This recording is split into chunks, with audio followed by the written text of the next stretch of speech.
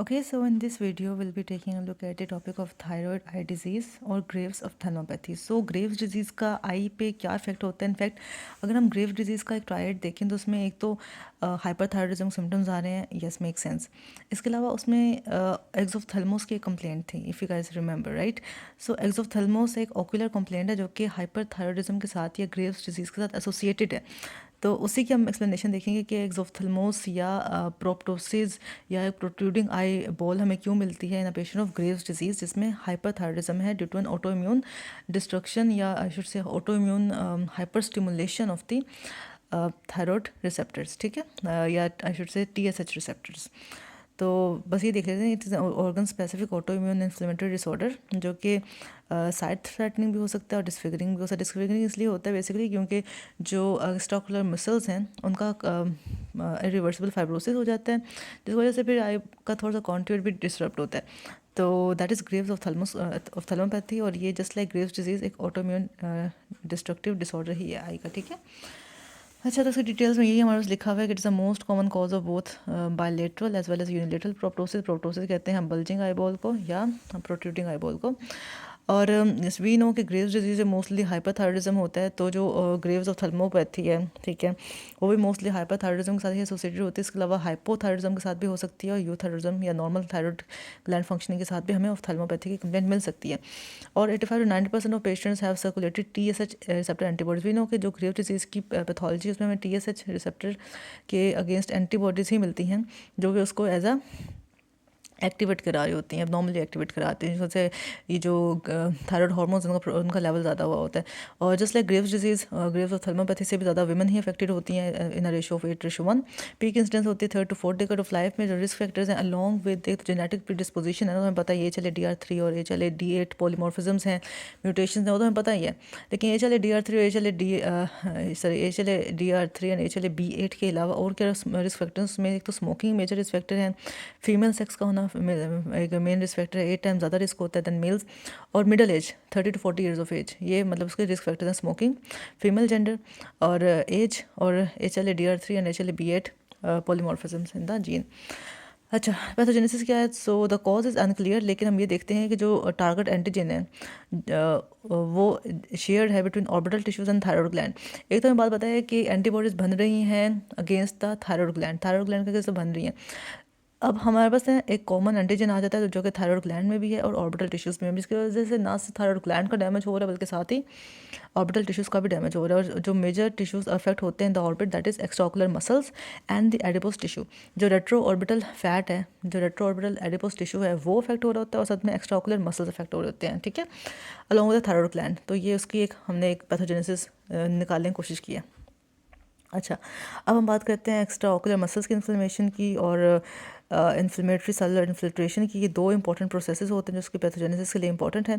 एक तो इन्फ्लेमेशन हो रही है एक्स्ट्रा ऑकुलर मसल्स के, साथ में इन्फ्लेमेटरी सेलुलर इन्फिल्ट्रेशन भी हो रही है ऑर्बिटल टिश्यूज़ की. अच्छा, जो एक्स्ट्रा ऑकुलर मसल्स के इन्वॉल्वमेंट में उसमें हम क्या देखते हैं? सो जो इम्यूनोग्लोबुलिन IgG एंटीबॉडीज़ हैं जो कि अगेन ग्रेव्स डिजीज़ में भी रिस्पॉन्सिबल होती हैं for causing the symptoms of the Graves disease again.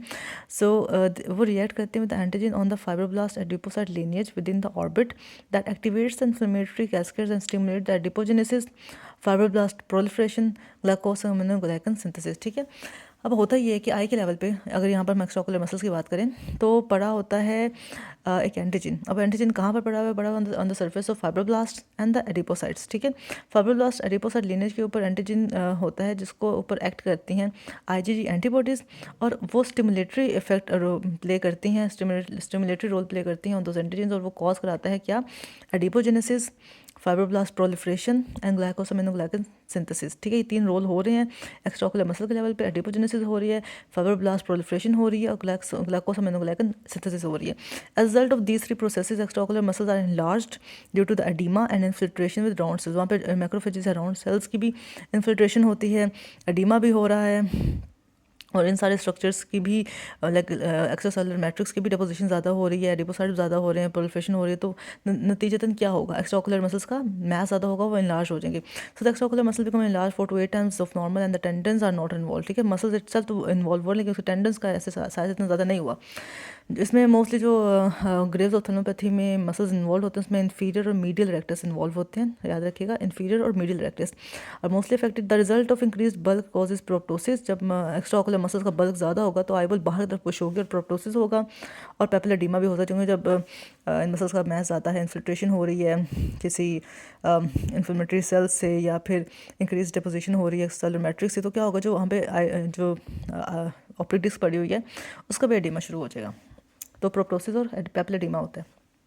Eventually पहले तो वहाँ पर एडीमा हो रहा है, पहले तो वहाँ पर इन्लार्जमेंट हो रही है मसल्स के, बाद में फाइब्रस रिप्लेसमेंट हो जाती है मसल की, लीडिंग टू रिस्ट्रिक्टिव मायोपैथी। जब फाइब्रस टिश्यू रिप्लेस कर लेगा मसल टिश्यू को, उसके नतीजे में जो नॉर्मल मस्कुलर फंक्शन है वो तो नहीं हो पाएगा, तो मसल के मूवमेंट्स होते हैं वो बहुत ही रिस्ट्रिक्टेड सी हो जाती है। इसको हम कहते हैं रिस्ट्रिक्टिव मायोपैथी, जो कि आफ्टर फाइब्रस रिप्लेसमेंट होती है ऑफ द मसल।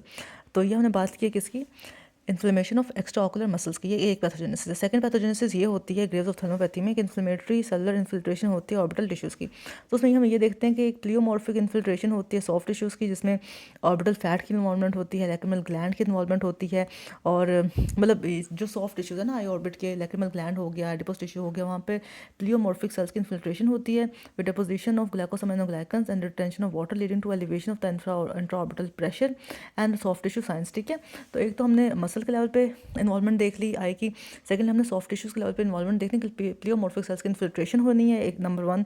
सेकेंडली ये होनी कहाँ पे, ऑर्बिटल फैट में और लैक्रिमल ग्लैंड में। सेकेंडली वहाँ पे डिपोजिशन होनी ग्लाइकोसामाइनोग्लाइकन्स की, इनकी वजह से क्या होगा, रिटेंशन होगी वाटर की और एलिवेशन होगी इंट्रा ऑर्बिटल प्रेशर की और सॉफ्ट टिश्यू साइंस आएंगे। तो ये दो इंपॉर्टेंट है उसके पैथोजेनेसिस में। आगे इसके क्लिनिकल फीचर्स कैसे होते हैं, क्लिनिकल फीचर्स में ना कुछ साइंस आए हैं जो आगे आएंगे, वो मैं आपको बता दूँ कि वो बहुत इंपॉर्टेंट है, वो आपने याद रखने हैं। अच्छा, जो सिस्टमिक सिम्टम होते हैं वो वही होते हैं जो हाइपरथायरॉइडिज्म सिम्टम होंगे, लाइक स्वेटिंग ज़्यादा होगी, पेशेंट को वेट लॉस की कंप्लेन होगी, हीट इंटॉलरेंस होगी, और उसके अलावा और क्या मिल सकता है, टैकीकार्डिया होगा और फाइन ट्रेमर होंगे स्ट्रेच्ड आउट हैंड्स के। ये हो गया ऑकुलर मैनिफेस्टेशन में, वही है कि one slowly progressive disease presents with, जो स्लोली प्रोग्रेसिव डिजीज प्रेजेंट करती है with lacrimation, photophobia, retrobulbar discomfort, क्योंकि आई के पीछे फैट की अमाउंट ज़्यादा हो रही है तो रेट्रोबल्बर डिस्कम्फर्ट होता है। और जब रैपिडली प्रोग्रेसिव होती है डिजीज़ तो पेन होता है, प्रोप्टोसिस, आई बॉल बिल्जिंग होती है और रेड आई की कंप्लेन होती है। अच्छा, और बायलेटरल एक्सोथल्मोस होने की वजह से exposure keratitis, exposure keratitis means कि आई जो कॉर्निया है उसकी इन्फ्लेमेशन हो रही है due to increase exposure to the outside environment, जो कि इस केस में हो भी जाता है। वो क्यों होता है हम देखते हैं आगे। अच्छा, ocular signs are very important case of Graves ophthalmopathy, ocular signs आ सकते हैं। तो आईलिड से रिलेटेड कौन से साइंस हैं, ज़्यादा इंपॉर्टेंट आईलिड से रिलेटेड साइंस ही होते हैं। ठीक है, आईलिड के बारे में हम ये देखते हैं कि रिट्रैक्शन हुई होती है यहाँ पर आईलिड्स की, मतलब आईलिड पीछे की तरफ रिट्रैक्टेड होता है। रिट्रैक्टेड क्यों होती है, due to hyper stimulation of the sympathetic system, जो मुलर्स मसल होता है उसका ओवर एक्शन हुआ होता है due to the high level of thyroxine hormone. जब थायरोक्सिन हार्मोन ज़्यादा होंगे तो सिम्पैथेटिक ओवर एक्शन होगा किसका, मलर मसल का। तो ये एक स्मूथ मसल होता है आईलिड का, और जब इसका ओवर एक्शन होगा तो आईलिड रिट्रैक्टेड फॉर्म में रहेगी, अपर आईलिड। और हम ये, और इसी को हम डलरिम्पल साइन भी कहते हैं, कि जब रिट्रैक्शन हो अपर आईलिड की इन प्राइमरी पोजीशन, नॉर्मली ऐसा पेशेंट बैठा हुआ है बट उसका जो अपर आईलिड है वो रिट्रैक्टेड पोजीशन में, कहीं देख नहीं रहा, बस सामने ही स्टेयर कर रहा है, मतलब किसी खास डायरेक्शन में नहीं देख रहा, बट स्टिल उसकी जो आईलिड है वो पीछे की तरफ है, रिट्रैक्टेड है। That is called as Dalrymple sign, और एक कैरेक्टरिस्टिक फाइंडिंग है ग्रेव्स डिजीज की या Graves ophthalmopathy. It is the most important sign of Graves ophthalmopathy which is unilaterally और bilaterally present in more than 90% of patient. तो Dalrymple sign हमें याद रखते हैं due to the retraction of upper eyelid due to over activity of Muller's muscle in case of thyroxine hormone increase. ठीक है, अच्छा, then जो साइन और आते हैं, जो पेशेंट होता है वो स्टेरिंग और फ्राइट ट्रेंड अपीयरेंस से होती है इसकी, लाइक जैसे वो घूर है, अब इस पे इसके इसमें नॉर्मल उसकी अपीयरेंस है, लेकिन ऐसा लगे जैसे घूर है और फ्रैटनिंग से अपीयरेंस है, इसे कहते हैं Kocher sign. So which is particular marked on attentive fixation, वो अटेंटिव फिक्सेट करेगा अपने आइज किसी ऑब्जेक्ट पे, तो ये जो स्टेयरिंग है, जो फ्रैटनिंग अपीयरेंस है, ज़्यादा अपरेंट हो जाएगी। तो this is called as Kocher sign. पहले कौन सा था, डेलरिम्पल साइन, इसमें रिट्रैक्शन होती है, इसमें क्या है कि जस्ट स्टेयरिंग इफेक्ट है, उसको कहते हैं कॉचर साइन। नेक्स्ट जो साइन है उसको कहते हैं लिड लैग। जब पेशेंट को हम हाथ की तरफ नीचे देखने के लिए बोलते हैं तो वो अपनी जब डाउनवर्ड गेज करता है तो एक आंख का जो अपर लिड है वो खुद ही नीचे आ जाती है उसकी आंख के ऊपर, जब दूसरी साइड की है वो ऊपर ही रहती है, रिट्रैक्टेड रहती है, that is called as lid lag, और इसको हम कहते हैं वॉन ग्रेफी साइन। तो वॉन ग्रेफी साइन में हमें लिड लैग मिलता है ऑन डाउनवर्ड गेज। अब हम 3 साइन पढ़ लिए हैं। डायलरिम्पल साइन क्या था कि लिड रिट्रैक्टेड है प्राइमरी पोजीशन में। फ्रैटनिंग साइन को हम कहते हैं कोचर साइन। और जो ये डाउनवर्ड गेज में लिड लैग हो रहा है इसको हम क्या कहते हैं, वॉन ग्रेफी साइन, ठीक है। और जो होता है ना ये पेशेंट ग्रेव ऑफ्थेल्मोपैथी का, इस ये ना ज़्यादा ब्लिंक भी नहीं करता, जो इनफ्रीक्वेंट ब्लिंकिंग है ना इसको हम कहते हैं स्टेलवेग साइन। तो आई नो साइंस बहुत ज़्यादा, लेकिन you need to remember this. तो स्टेलवेग साइन होता है कि इनफ्रीक्वेंट ब्लिंकिंग है पेशेंट की, ठीक है। मैं आपको मोबियस साइन आगे बताती हूँ। अच्छा फिर हम अच्छा खैर मैं बता देती हूँ कि मोबियस साइन है कि जो ये जो है ऑफ्थेल्मोपैथी के पेशेंट जो कि इनके एक्स्ट्राओकुलर मसल बहुत लार्ज होते हैं, तो ये ना कन्वर्जेंस इनका बहुत प्रॉपर नहीं होती, कन्वर्ज नहीं कर सकते, वीकनेस होती है कन्वर्जेंस की, इसे कहते हैं मोबियस साइन, ठीक है।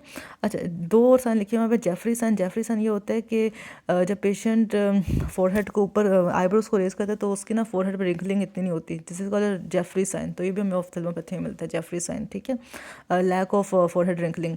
फिर ये तो खैर बढ़ते रहेंगे। इसके अलावा जेलिनिक साइन भी होता है। जेलिनिक साइन ये होता है कि आईलिड्स की पिगमेंटेशन बड़ी होती है, वो जेलिनिक साइन है। जेलिनिक साइन पिगमेंटेशन को अदा करने को होने को कहते हैं, और जो जेफरी साइन है वो lack of wrinkling on forehead को कहते हैं, ठीक है। अच्छा और क्या चीज़ें, अच्छा और क्या साइंस मिल सकते हैं इसमें, सॉफ्ट टिश्यू साइन, ये तो हमने लिड साइन देखे हैं। अब वो सॉफ्ट टिश्यू साइंस भी देखते हैं। सॉफ्ट टिश्यू, अच्छा वो साइंस वही थे बस, वो ख़त्म हो गया। डायलरिम्पल था, कोचर था, स्टेलवेग्स था, और कौन सा था, वॉन ग्रेफिस था, मोबियस था, बस ये 5 इंपॉर्टेंट हैं इसके से रिलेटेड, बस 5 हमने याद रखने हैं।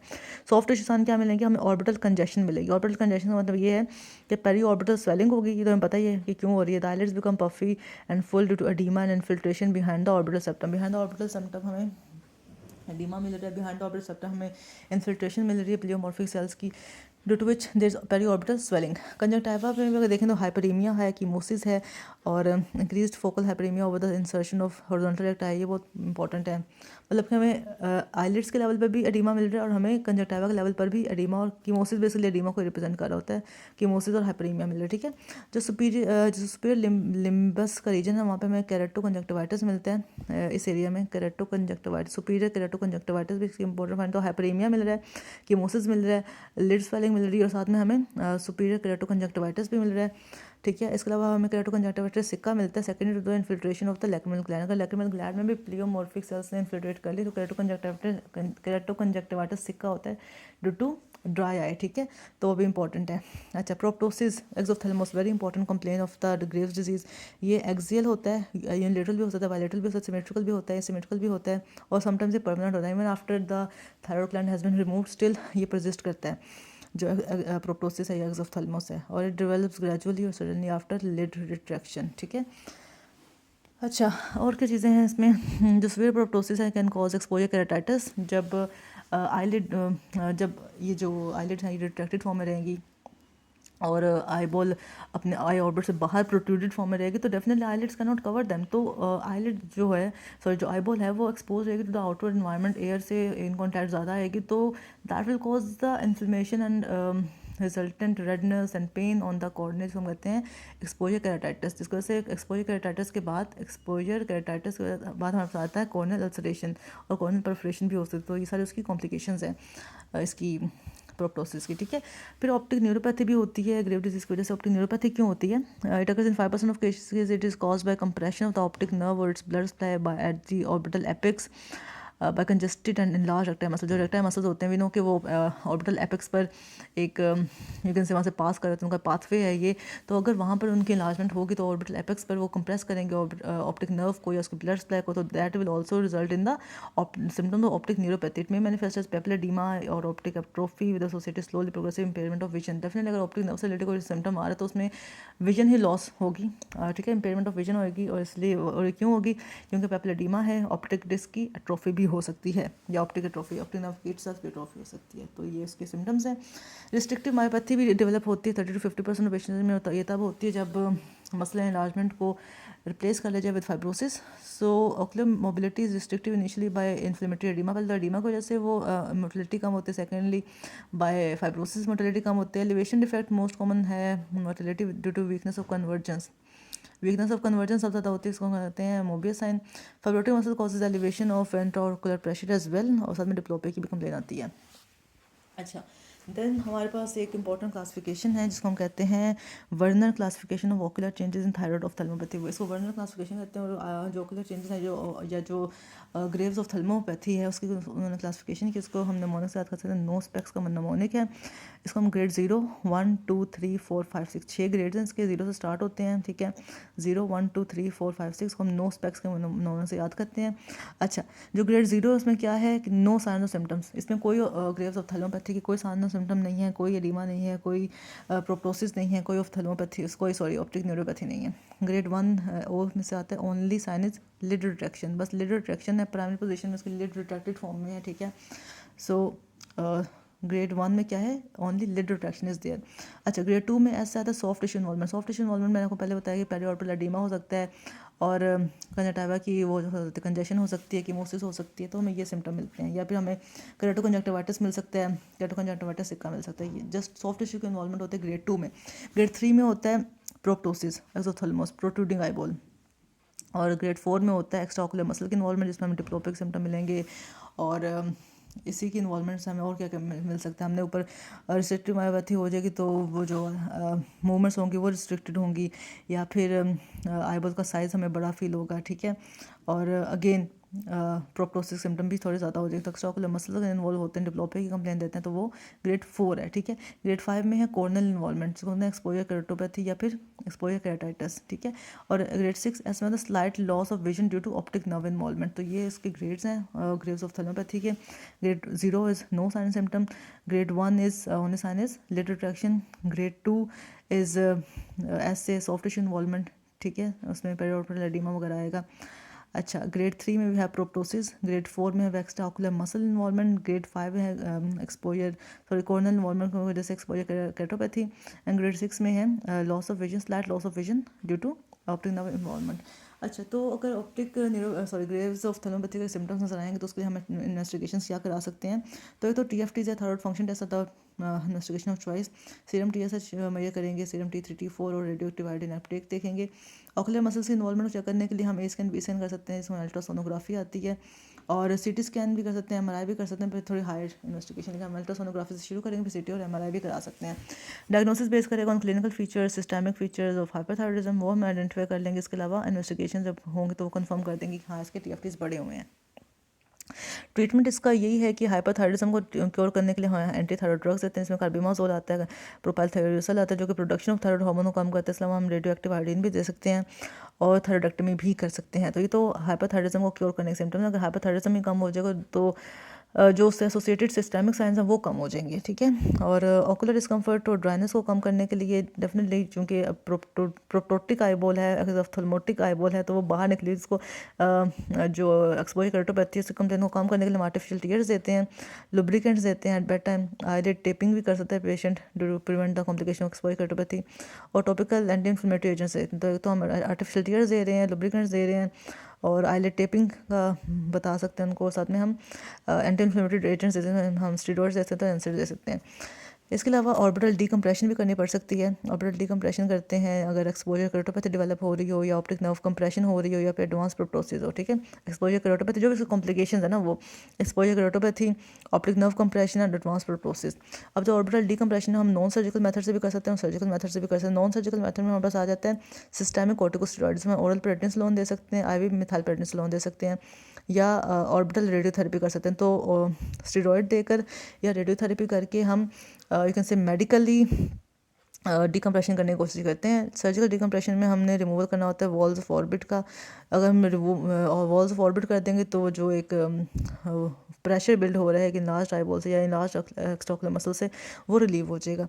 तो ये सर्जिकल डिकम्प्रेशन भी होती है और मेडिकल डिकम्प्रेशन भी होती है via the corticosteroids and the radiotherapy.